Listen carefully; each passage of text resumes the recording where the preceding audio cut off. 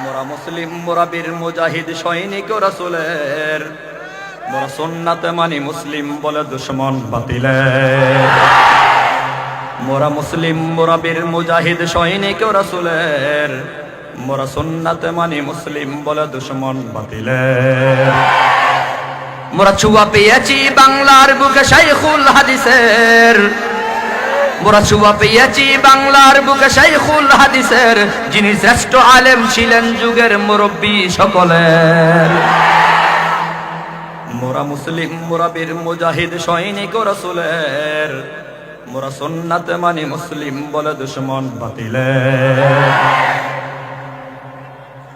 মোরা হুঙ্কার জানি মরহম পীর ফজলুল করিমের, মোরা হুঙ্কার জানি মরহম পীর ফজলুল করিমের, যারা আওয়াজে কেঁপে তসনস হত মঞ্চ বাতিলের। মোরা মুসলিম, মোরা বীর মুজাহিদ সৈনিক রাসূলের, মোরা সুন্নাতে মানি মুসলিম বলে দুশমন বাতিলের। মোরা ভয় করি না হামলা মামলা হুঙ্কার বাতিলের, মোরা ভয় করি না হামলা মামলা হুঙ্কার বাতিলের, ওই সিংহ পুরুষ মুফতি আমিনী আকাবির আমাদের। ওয়াল্লাযীনা মাআহু আশিদ্দাউ আলাল কুফফার রুহামাউ বাইনাহুম। মুহাম্মদ আল্লাহর রাসূল, জোরে বলেন মুহাম্মদ কার রাসূল? আরো জোরে কার রাসূল? মুহাম্মদ আল্লাহর রাসূল। আল্লাযীনা মাআহু আশিদ্দাউ আলাল কুফফার, মুহাম্মদের সাথী সঙ্গী যারা ছিল তাদেরকে সাহাবী বলা হয়, সাহাবা বলা হয়, সাথী বলা হয়, বন্ধু বলা হয়। সাহাবায়ে কেরামের বৈশিষ্ট্য নিয়ে আল্লাহ বলতেছেন, সাহাবায়ে কেরামের বৈশিষ্ট্য কেমন ছিল জানো? আশিদ্দাউ আলাল কুফফার। সাহাবায়ে কেরাম ইসলামের বিরোধী যারা তাদের ব্যাপারে কঠোর ছিল।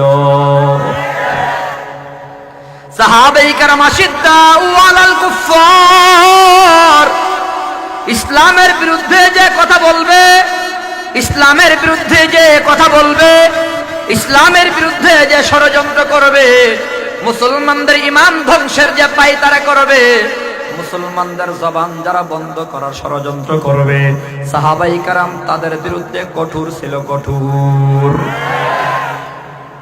রুহামাউ বাইনাহুম, তবে ভাইয়ে ভাইয়ে বড় ভ্রাতৃত্ববোধ সম্পর্ক ছিল, মার্জনা ছিল, মার্জিত মুহাব্বতের সম্পর্ক ছিল। ভালো করে শুনবেন, এই আয়াতের তাফসিরে প্রমাণ হয় সাহাবায়ে কেরাম নরম ছিল, আবার গরমের জায়গায় গরমও ছিল। এই কথাটা কোরআনে আছে, এই কথাটা কিসে আছে? সাহাবায়ে কেরাম নরমের জায়গায় নরম, গরমের জায়গায় গরম। আবু বকর সিদ্দিক রাদিয়াল্লাহু আনহুর চেয়ে বেশি নরম আর কেউ নাই। জোরে কোন সুবহানাল্লাহ। ইবাদুর রহমানিল্লাযীনা ইয়ামশুনা আলাল আরদি হাওনা ওয়া ইযা খাতাবাহুমুল জাহিলুনা ক্বালু সালামা।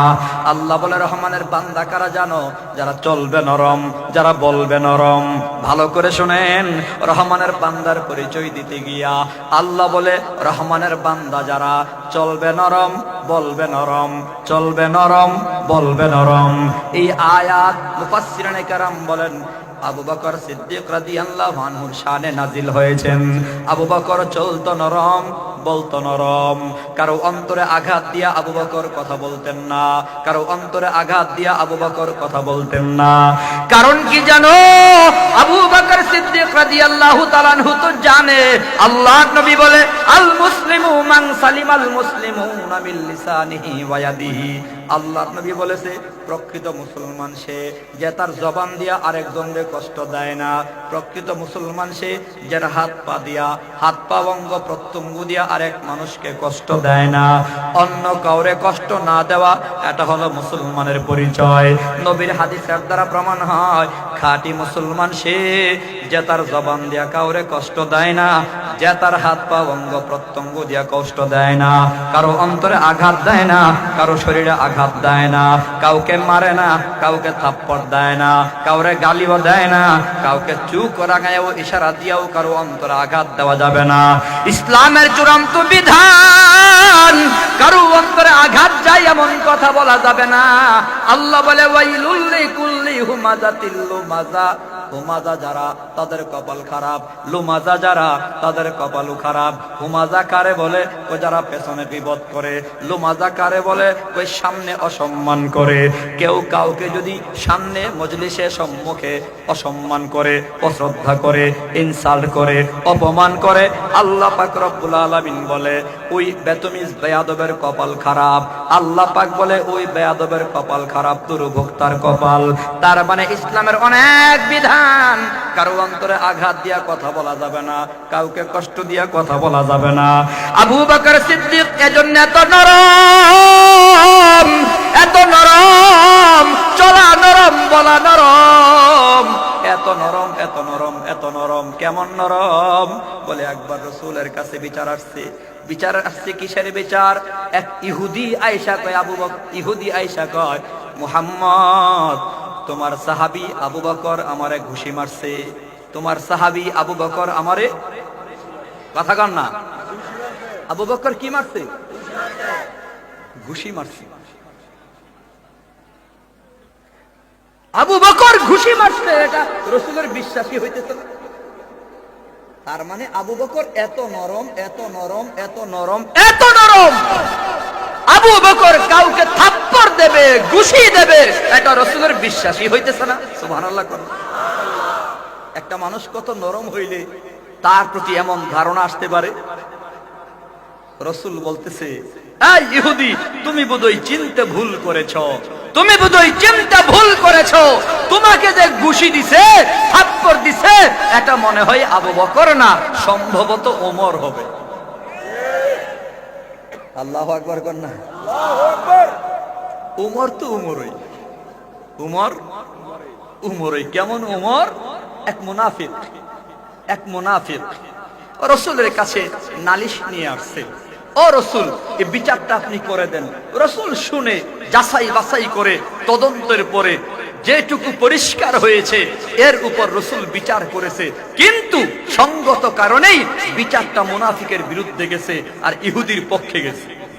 আর মুসলমানের নবী, মুসলমানের নবী ইহুদির পক্ষে রায় দিছে, আর মুনাফিক তো মুসলমান, মুসলমানের বিরুদ্ধে রায় দিছে। মুনাফিকের বুঝে আসে নাই, সে গেছে আবু বকরের কাছে। কার কাছে?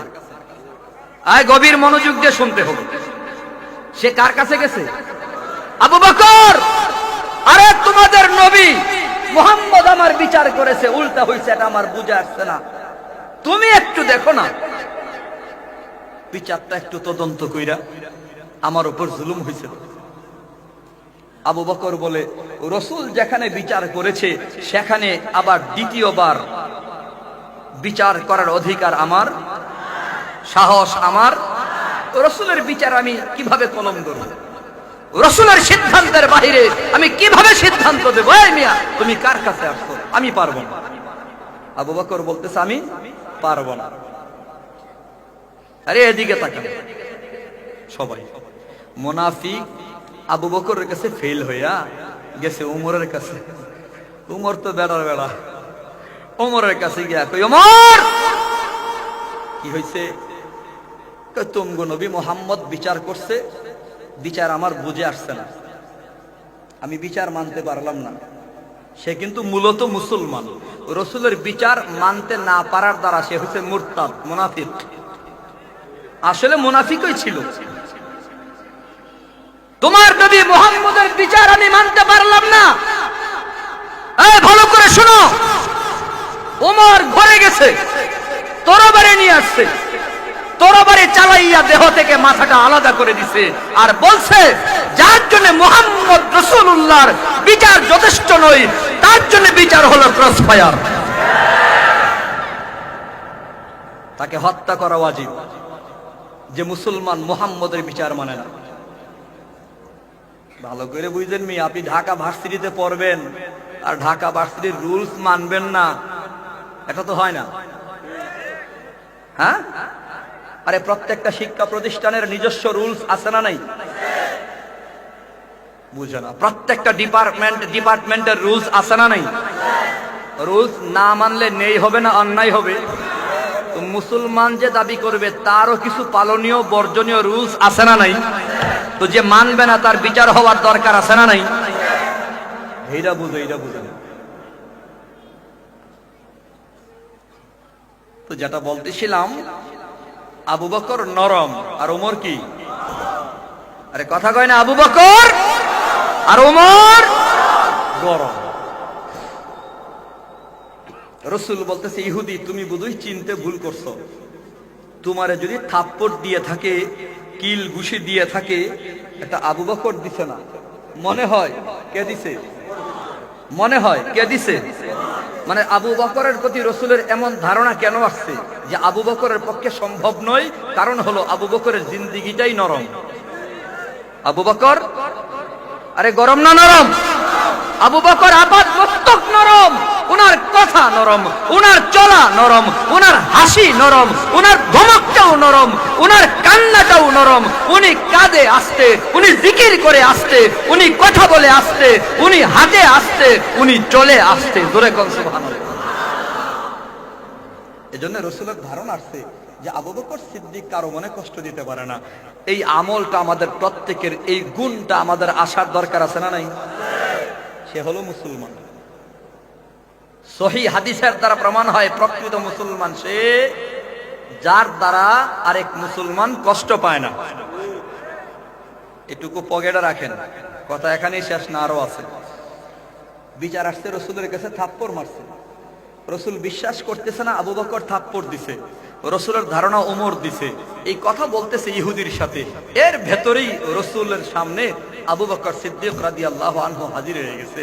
ইহুদিকে দেখা, ইহুদিরা না, এই ইহুদি অপরাধী অন্যায়কারী ইহুদিকে দেখা আবু বকর বলতেছে, রাসূল হেতে আপনার সাথে কথা কয়, আপনি আমার অনুমতি দেন হেরে একটা থাপ্পড় লাগাইতাম। রাসূল মুস্কি হাসি দিয়া কয়, যারে মনে করছিলাম না হেবেড়া তো গরম। হ্যাঁ, ঘটনা কি? এটা তো নরম আছিল, গরম হইল কেন? আরে আবু বকরকে দিয়ে তো আমি সন্দেহই করি নাই, এখন তো অনুমতি চাইছে আরেকটা থাপ্পড় দিবার জন্য, তার মানে কামটা দইলেই করছে। হ্যাঁ, রাসূল তো আশ্চর্য হয়ে গেলেন, ঘটনা কি? নরম বেড়া তো গরম হইল কেন? কারণ আছে না নাই? হ্যাঁ, পাগলা ঘুমিয়েছিল, সজাগ হয়ে গেছে, কোনো কারণ আছে না নাই? আবু বকর সিদ্দিক এত গরম, রাসূল আবু বকর এত গরম হইল কেন হঠাৎ করে? রাসূল সে আমাকে গালি দিলে সমস্যা ছিল না, সে আমার বাবারে গালি দিলেও আমি গরম হতাম না, সে আমার মায়েরে গালি দিলেও আমি গরম হতাম না, সে আল্লাহ এবং আপনাকে গালি দিয়েছে, আমি নরম থাকতে পারি নাই, আপনার মহাব্বতে আমি গরম হয়ে গেছি। আল্লাহর কসম করে বলবো, নবীরে কোনো বেঈমান যদি গালি দেয়, আল্লাহর বিরুদ্ধে কোনো বেঈমান যদি কথা বলে, কোরআনের বিরুদ্ধে যদি কোনো বেঈমান কথা বলে, হাদিসের বিরুদ্ধে কোনো বেঈমান যদি কথা বলে, আর মুমিন শোনার পরে যদি গরম না হয়, রব্বে কাবার কসম সে মুমিন না, তার ঈমান নাই। হে লেবাসে ঈমান বলা, ভেতরে মুনাফিকি। আবু বকর গরম হয়ে গেছে গা, আল্লাহরে আর রাসূলরে গালি দিছে। আল্লাহরে গালি দিছে, কারে গালি দিছে?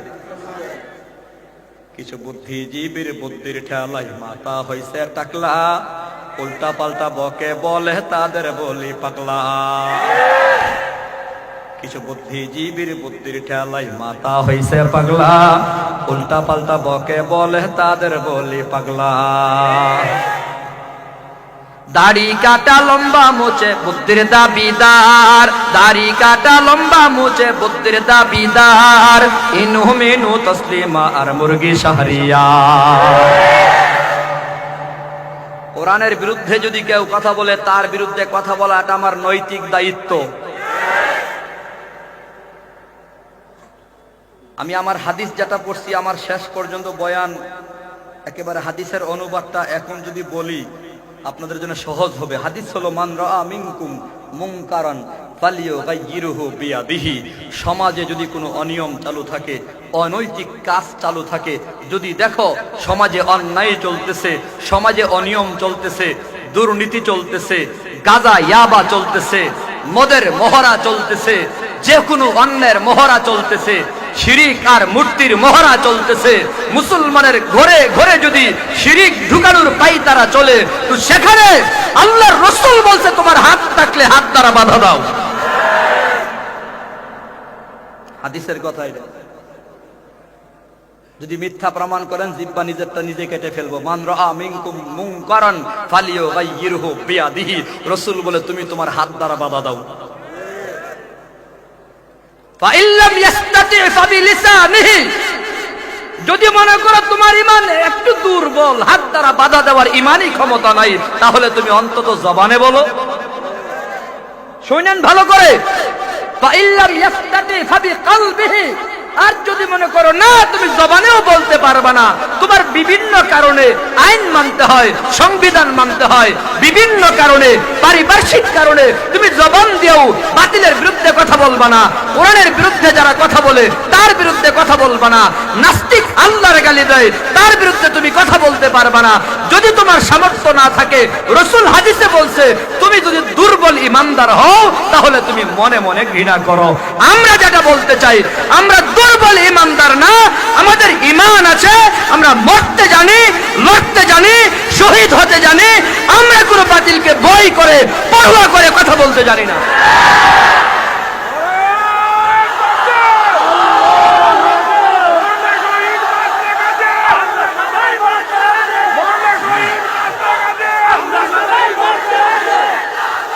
আলহামদুলিল্লাহ, আল্লাহ কবুল করেন।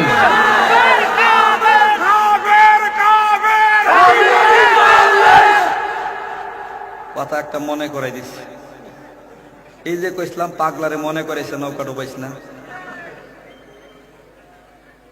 কাদিয়ানি কাফের। এই কথা আমি বললে যদি আপনার খারাপ লাগে, আল্লাহর কসম আপনি কাফের। কাদিয়ানি কাফের এই কথা বললে আপনার খারাপ লাগলে আপনি কাফের। আরে আবু জাহলের দাড়ি ছিল, আবু লাহাবের দাড়ি ছিল, কিন্তু সে মুসলমান না, সে ঈমানদার না, সে কাফের ছিল। এদেশে বহু দাড়িওয়ালা, বহু টুপিওয়ালা, বহু পাঞ্জাবিওয়ালা হয়তো কাফের, না হয় কাফেরদের দালাল। আমরা মুমিন, আমরা ঈমানের তাগিদে কথা বলি। মেরে ফেলেন, আমরা কাউকে মারতে যাব না, পরিষ্কার কথা। কোন মানুষের অন্তরে আঘাত দেওয়া যাবে না, এটাও বিধান। আবার আল্লাহর বিরুদ্ধে কেউ কথা বললে ইঁদুরের মতো গর্তে ঢুইকা থাকা যাবে না, এটাও বিধান। আবু বকরের মতো নরম তো আপনি না। আরে আমি আপনি বুজুর্গ, আবু বকর সে বেশি নাকি? নিজের এত বুজুর্গ ভাবার সুযোগ নেই। আমি তো আবু বকরের সে বেশি ইমানদার না, সেই নরম সাহাবী, বুজুর্গ সাহাবী আবু বকরের মতো ব্যক্তি আল্লাহর বিরুদ্ধে কেন কথা বলছে? আর নরম আছে না গরম হয়ে গেছে? রাসূল যেই আল্লাহরে গালি দিছে, গোড়ায় একটা ঘুষি মারছে। রাসূল কয় বেটারে কাম করছে, তবে যেই কামটা করছো হে যে আল্লাহরে গালি দিছে, ভালো করছো। ইহুদি কয় না, শোনেন ভালো করে, দুই কান দিয়ে কথার শেষ পর্যন্ত শুনতে হবে, নাইলে কথা এলোমেলো হবে। এজন্যই বলছি ভিডিও চালু থাকবে, কারণ মাঝখানে একটু কথা কাট কইরা ফাঁসি দিয়া দেবেন, শেষের কথা শুনবেন না, যেই কথার কারণে আল্লাহ জান্নাত দিয়ে দিব।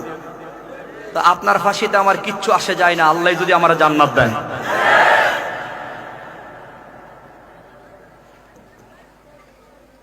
রাত হয়ে গেছে বেশি, খারাপ লাগতেছে নাকি?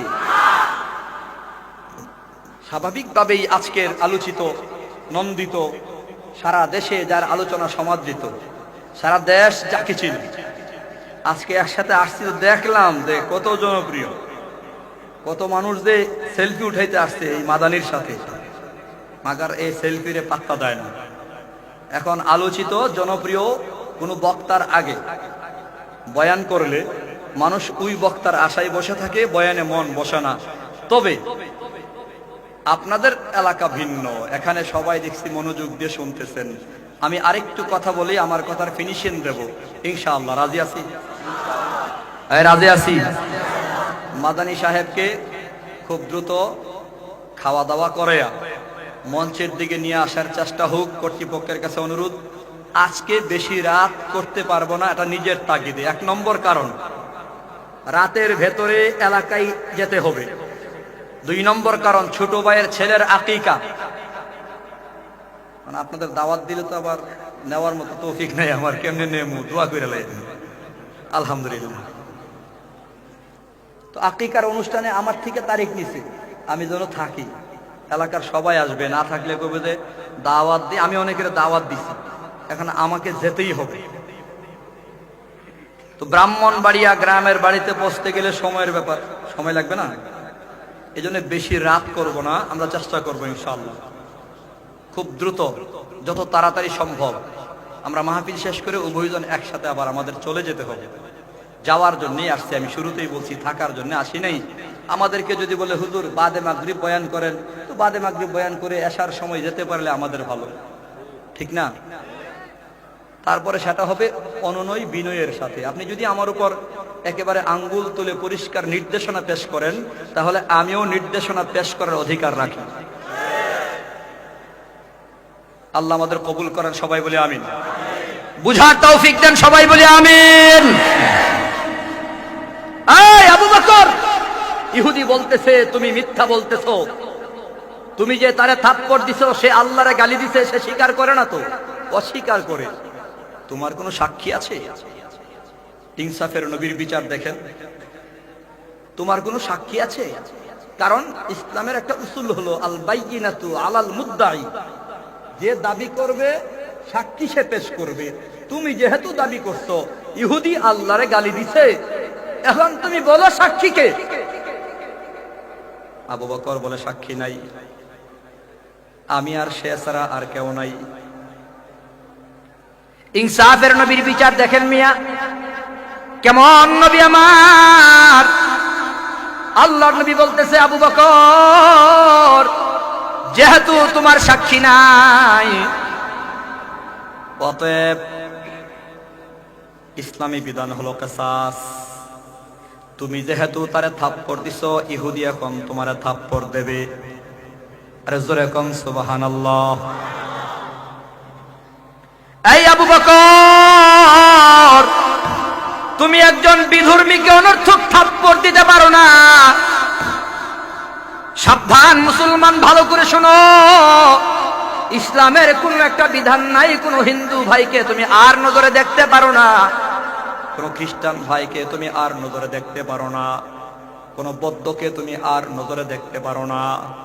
ইসলামের চূড়ান্ত বিধান হলো বান্দা সাবধান। আবু বকর, তোমার যেহেতু সাক্ষী নাই, আবার ইসলামের বিধান হলো ইহুদি আবু বকরের গালে একটা তুমি থাপ্পড় বসাইয়া দাও। ইহুদি আবু বকরের গালে থাপ্পড় বসাইয়া দাও। আবু বকর সিদ্দিক চোখের পানি ছেড়ে ছেড়ে কান্দে, আর মনে মনে ভাবে আল্লাহ, ও মালিক, তোমার মোহব্বতে, তোমার প্রেমে, তোমার ভালোবাসায় ইহুদিকে আমি থাপ্পড় দিছি। ইহুদি তোমারে গালি দিছে, কোনো সাক্ষী নাই। আজকে তুমি আমারে এখানে ছোট করে দিবা নাকি? আমার পক্ষে তো কোনো সাক্ষী নাই। আল্লাহর নবী ইহুদি আবু বকরকে থাপ্পড় লাগায়া দাও, সমান সমান হয়ে যাবে। হঠাৎ করে জিব্রাইল আমিন আসার ঘন্টার আওয়াজ শোনা যায়। জিব্রাইল আমিন চলে আসছে, ডাক দেয়া কয়, নবী সাবধান সাবধান, আবু বকরকে ইহুদি থাপ্পড় দিতে পারবে না, কারণ ইহুদি যে আল্লাহর গালি দিছে, দুনিয়ার কেউ না থাকলেও আমার আল্লাহ নিজে শুনছে। বলুন সুবহানাল্লাহ। আমি যেটা বলতেছিলাম, মুসলমান বাবারা, ভাইয়েরা আমার, কাদিয়ানি কাফের আমার ভাই স্মরণ করিয়েছে। কারণ কাদিয়ানিরা আমার নবীকে শেষ নবী মানে না, আমার নবীকে শেষ নবী না মাইনা আমার নবীকে অসম্মান করেছে। নবীর খতনা নবুয়তের ইজ্জতের চাদরে টান দিছে। আমার নবীকে যদি কেউ বেইজ্জতি করে, আমি তারে ফুলের মালা দিতে পারি না। কথা বলেন। আমার নবীর উম্মত মুসলমানদের রক্ত যার হাতে তারা আমি সংবর্ধনা দিতে জানি না। আমার নবীর উম্মতের লাশ যার নির্দেশনায় হাজার হাজার মানুষকে, তুমি বেঈমান, তুমি মুনাফিক, তুমি ফুলের মালা দিলেও আমি জুতার মালাই দিতে চাই।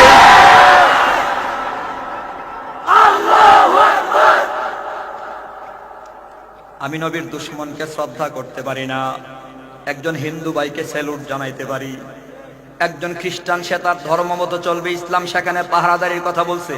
একজন বৌদ্ধ তার ধর্ম পালন করবে, সে তার ইসলাম বলে তার পাহারাদারি করো। কিন্তু কেউ যদি ইসলামে আঘাত দেয়, কেউ যদি ইসলামে আঙ্গুল দেয়, কেউ যদি ইসলামে কটাক্ষ করে, কেউ যদি ইসলামের নাম নিশানা মুছাতে চায়, মুসলমান তার 14 গোষ্ঠীর নাম নিশানা মুছিয়ে দেবে। মান রাআ মিনকুম মুনকারান ফালিয়ুগাইয়িরহু বিয়াদিহি ফাইল্লাম ইয়াস্তাতি ফাবিলিসানিহি ফাইল্লাম ইয়াস্তাতি ফাবিলিসানিহি ফাইল্লাম ইয়াস্তাতি ফাবিকলবিহি ওয়া যালিকা আযফুল ঈমান। আল্লাহর নবী বলে, সমাজে যে কোনো অনিয়ম চলবে, অনৈতিক কর্মকাণ্ড চলবে, মুসলমান ঐক্যবদ্ধ হয়ে অনিয়মের বিরুদ্ধে কথা বলবা। আয় মুসলমান, গাঁজা ভালো না খারাপ? এলাকায় যদি কেউ গাঁজার ব্যবসা করে তার সাইজ করার দরকার আছে না নাই? ইয়াবা ভালো না খারাপ? কেউ যদি ইয়াবার চালান দেই আমরা তাকে সমর্থন করতে পারি? কেউ যদি মদের চালান দেই আমরা তাকে সমর্থন করতে পারি? এই কথা বলেন, কেউ যদি গাঁজা চালান দেই আমরা তাকে সমর্থন করতে পারি? ঠিক কেউ যদি আল্লাহর বিরুদ্ধে কথা কয়, রাসূলের বিরুদ্ধে কথা কয়, আমরা তারও সমর্থন করতে পারি না। সমাজে যে কোনো অনিয়ম হবে, ইসলামী বিধান হলো বাধা দেওয়া। আর এজন্যই তো উম্মতের এত দাম। 1.5 টাকার উম্মত এত দামি হইছো কেন? বয়স কম, আমল কম, ইমাম দুর্বল, আইসো পরে। আদম নবীর উম্মত দুনিয়াতে আসছে আগে, তুমি আসছো দুনিয়াতে পরে। নূহ নবীর উম্মত দুনিয়াতে আসছে আগে, আমি তুমি আসছি পরে। ইব্রাহিম নবীর উম্মত দুনিয়াতে আসছে আগে, আমি তুমি দুনিয়াতে আসছি পরে। ভালো করে শোনেন, ঈসা নবী পর্যন্ত লক্ষ লক্ষ নবীর উম্মত দুনিয়াতে আসছে আগে, আমরা আসছি পরে। এরপরও রাসূল বলে, জান্নাতে যাওয়ার বেলায় আমরা পরে যাব নাকি আগে যাব? পরে নাকি আগে? আখিরি জমানার উম্মত জান্নাতে যাবে আগে। আখিরি জমানার উম্মত 1 রাত আমল করবে। লাইলাতুল কদরি খায়রুম মিন আলফি শাহর। আখিরি জমানার উম্মত, এই উম্মত 1 রাত আমল করবে, 83 বছরের নেকি পাবে। কেন এমন নেকি পাইছে? কেন? 5 ওয়াক্ত নামাজ পড়বে, 50 ওয়াক্ত নেকি পাবে। রমজান মাসে রোজা রাখবে, সারা বছর রোজা রাখার নেকি পাবে। কেন মুসলমান, কেন এত দামি তুমি কেন হইলা রে বান্দা? তোমার এত দাম আল্লাহ কেন দিছে তুমি কি জানো? কুনতুম খায়রা উম্মাতিন উখরিজাত লিন-নাস। আমার তিলাওয়াতকৃত আয়াতে আল্লাহ বলে, তোমাদেরকে সবচেয়ে বেশি সম্মান দেওয়া হয়েছে তাম দুনিয়ার মানুষের ভেতর থেকে। তোমাদেরকে আলাদা আল্লাহ সিলেক্ট করেছে, নির্বাচন করেছে। কুনতুম খায়রা কুনতুম খায়রা উম্মাতিন উখরিজাত লিন-নাস। এ মানুষ, তামাম দুনিয়ার মানুষ থেকে তোমাদেরকে আলাদা করেছে, আল্লাহ নির্বাচন করেছে। খায়রা উম্মত বলেছে, শ্রেষ্ঠ উম্মত বলার কারণ কি জানো? তা'মুরুনা বিল মা'রুফি ওয়া তানহাউনা আনিল মুনকার। তোমাদের একটা কাজ আছে বান্দা, ওই কাজটা হলো সৎ কাজে আদেশ দিবা, অসৎ কাজে বাধা দিবা। সৎ কাজে আদেশ দিবা, অসৎ কাজে বাধা দিবা। এই কাজের জন্যই উম্মত তোমরা দামি হইছো। এই কাজ থাকবে না, উম্মত তোমার দাম নাই, তুমি জাহান্নামী হয়ে যাবা। আরে বান্দা, একটা লাইটের দাম 500 টাকা, আলো দেবে, এই লাইটের দাম আছে, উপরে মাথার উপর লাগাইয়া দেবে। ফ্যান একটা কিনতে 5000 টাকা দিয়া, বাতাস দেয় তো ফ্যানের দাম আছে। বাতাস নাই, ফ্যানের দাম নাই, খাটিয়ার নিচে মানুষ লুকায়া দেয়। ভাঙ্গারি ধরে ওই গরিব মানুষগুলা ফ্যানগুলাকে কিনে নেয়, মালিক ফ্যানটাকে বিক্রি করে দেয়। 5000 টাকা দামের ফ্যান 50 টাকাও বিক্রি হয় না, কারণ এই ফ্যানের এখন কাজ নাই, সে কাজ জানে না।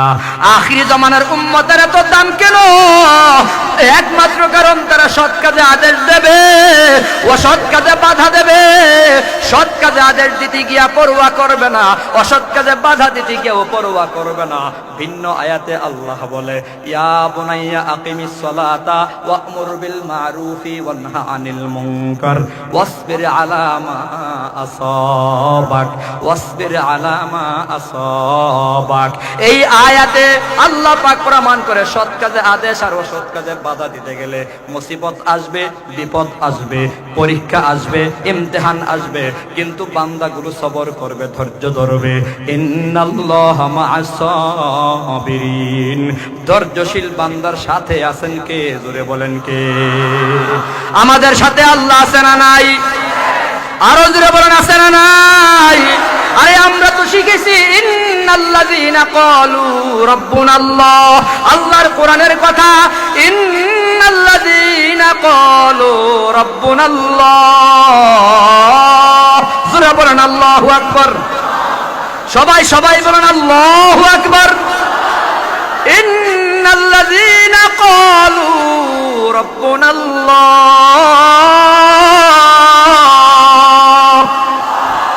জোরে বলেন আমাদের রবকে। আরো জোরে কর। আরে 2-1 মিনিট আওয়াজ গরম করেন, আমাদের রবকে। আরো জোরে বলেন কে? আরো জোরে বলেন কে? আল্লাহর নাম জোরে বললে যদি কেউ বাধা দেয়, তার জিহ্বা টান দিয়ে ছিঁড়ে ফেলো। আমাদের রবকে। আমি আমার আল্লাহর নাম যত জোরে মনে চাই বলবে, তুই বাধা দেওয়ার কেন? তাহিরি ভাই যে কয় আমি আমার কাম করবো, তোরার কেন জ্বলে? আমি মাঝে মধ্যে এই কথা বলি যে বর্তমান সময়ে তাহিরি, আব্বাসী, সিদ্দিকী, আনসারি, আশরাফি সব এক মঞ্চে বয়ান করা দরকার। এই দলাদলি আমরা করি বলেই বেঈমানরা সুযোগে আঙ্গুল ঢুকায়। এ দল সাইরা এখন এক না হইলে মায়ের ঘাড়ে আছে। ঠুনকু যুক্তি আর কোনো কারণেই কাফের ফতোয়া দিয়া একজনকে নিজের দল থেকে আলাদা করলে লাভ নাই, ক্ষতি আছে। এই যুব সমাজ, আজকে তোমরা অনেক মানুষ জমা হয়েছে, এই জন্য বলি, আমি একটা কথা বলি, 100 দলিল সামনে রাখো, 99টা দলিলে প্রমাণ হয় এদিক সেদিক আছে, একটা দলিলে যদি প্রমাণ হয় সে মুসলমান, তাহলে তাকে কাফের বইল না। একটা দলিলে যদি প্রমাণ করা যায় সে মুসলমান, তাহলে তারে কাফের বইল না। মুসলমানের সংখ্যা কমাইলে লাভ না ক্ষতি? বলেন আমাদের রবকে। আরে মোহাব্বতে কর না। ইন্নাল্লাযীনা ক্বালু রাব্বুনাল্লাহ,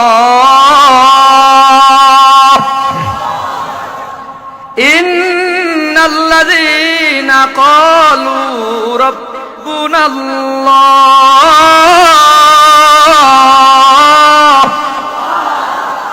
নিশ্চয় যারা বলবে আমার রব আল্লাহ, আমার রবকে, সুম্মাস্তাকামু, এমন মজবুত হয়ে যাবে, দুনিয়া একদিকে আর রব আরেক দিকে, দুনিয়ারে লাথি মারবে, রবকে ছাড়বে না।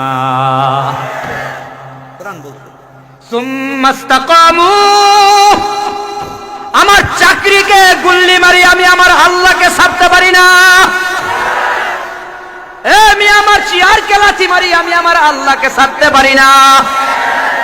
আমার বক্তাগিরি চলে গেলেও আমি আমার আল্লাহকে ছাড়তে পারি না। বয়ান বন্ধ হবে, যতক্ষণ চালু থাকবে ততক্ষণ আল্লাহর কথাই বলতে হবে। আমি আমার রব মাইনা নিছি আল্লাহ, আমার কল্লাই তরবারি চালিয়ে দিলেও আমি বলবো আল্লাহ, আমারে আগুনে ফালাইয়া দিলেও আমি বলবো আল্লাহ। সুম্মাস্তাকামু, মজবুত হয়ে গেছে বান্দা, আল্লাহরে ছাড়ে না। তাতানাজ্জালু আলাইহিমুল মালাইকা আল্লা তাখাফু ওয়া লা তাহজানু ওয়া আবশিরু বিল জান্নাতিল্লাতী কুনতুম তুআদুন। আল্লাহ বলে, রব আল্লাহকে মজবুত করে কলিজায় জায়গা দিয়া বান্দা জীবন দেয়া দেয়, আল্লাহরে ছাড়ে না। কল্লা দিয়া দেয়, আল্লাহরে ছাড়ে না। বিলালের মতো জিহ্বাটা ছিদ্র করে দিছে, আর পরও বলে লা ইলাহা ইল্লাল্লাহ। আরে বেলাল, কালো বেলাল এত দামি কেন? ওই বেলাল হাবশা এলাকায় তার বাড়ি, পাগুলো মোটা মোটা, ঠোঁটগুলো মোটা মোটা। বান্দা গলার আওয়াজ তেমন ভালো না, কণ্ঠ ভালো না, চেহারাটাও কালো, কশিন কালো। এমন কালো হওয়ার পরে, নিগুর কালো হওয়ার পর বেলালের কত দাম, বেলালের কত দাম। আমার আপনার নবী মেরাজে গিয়া জান্নাতে ঘুরে হযরত রাসূল করিম বলে, জিবরাইল তুমি আমি ছাড়া জান্নাতে আর কার পায়ের আওয়াজ শোনা যায়? জিবরাইল বলে, পয়গম্বর আপনি আমি ছাড়া আরেকজনের পায়ের আওয়াজ শোনা যায়, সে হলো বেলাল। জোরে কোন সুবহানাল্লাহ। বেলালের পায়ের আওয়াজ জান্নাতে শোনা যায়। আরে হাটে মক্কায় আর আওয়াজ হয় জান্নাতে, হাটে দুনিয়াতে মক্কায় আর আওয়াজ হয় কোথায়? পায়ের আওয়াজ কোথায়? এত দামি কেমনে হয়েছে? একমাত্র কারণ বেলালের চেহারা কালো, কিন্তু অন্তরটা বড় ভালো। চেহারাটা কালো, অন্তরটা বড় ভালো। কলিজার ভিতরে আল্লাহরে জায়গা দিয়া দিছে, জীবন দিয়া দেবে, আল্লাহরে ছাড়বে না। ওই মানুষগুলা দুনিয়া থেকে বিদায় হলেও তাদের সম্মান কমে না, তারা মরেও অমর। এদের ব্যাপারে আল্লাহ বলে, ওয়ালা তাকুলু লিমান ইউকতালু ফি সাবিলিল্লাহ, ওয়ালা তাকুলু লিমান ইউকতালু ফি সাবিলিল্লাহি আমওয়াত, ওয়ালা তাকুলু লিমান ইউকতালু ফি সাবিলিল্লাহি আমওয়াত। আরে বীর মুক্তিযোদ্ধাদের তো সম্মান কেন করি? বলে এরা জীবনের মায়া করছে না, দেশের মায়া করছে। দেশের মায়া কলিজায় থাকার কারণেই সম্মান করা হয়। মুসলমান বুদ্ধিজীবীদের সম্মান কেন করি? এদের বুদ্ধির কারণেই এই দেশ স্বাধীন হয়েছে মনে করি, যার দরুন আমরা বুদ্ধিজীবীদের সম্মান করি। জাতীয় নেতাদের সম্মান কেন করি?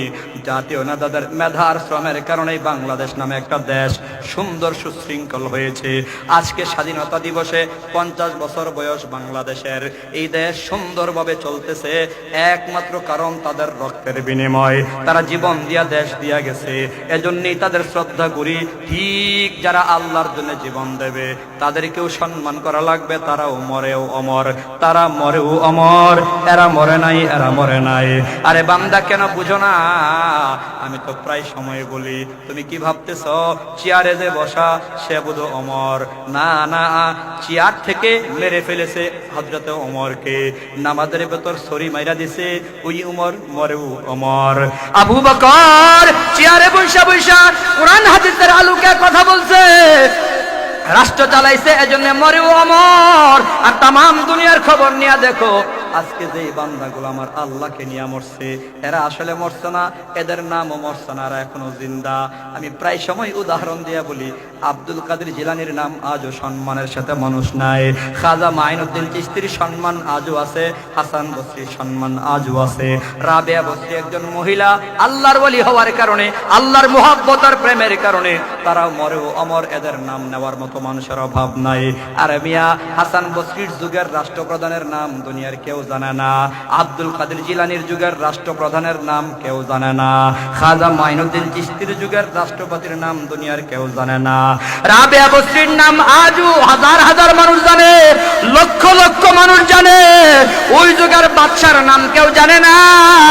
আমি আল্লাহর কসম করে বলতে পারি, আল্লাহর উপর ভরসা করে বলতে পারি, আল্লাহর উপর কসম করে বলতে পারি, এমন একটা সময় আসবে আজকের আহমদ শফিকে ভুলবে না, মামুনুল হকরে ভুলবে না, আর রাষ্ট্রপতির নাম নেওয়ার লোক খুঁজে পাওয়া যাবে না।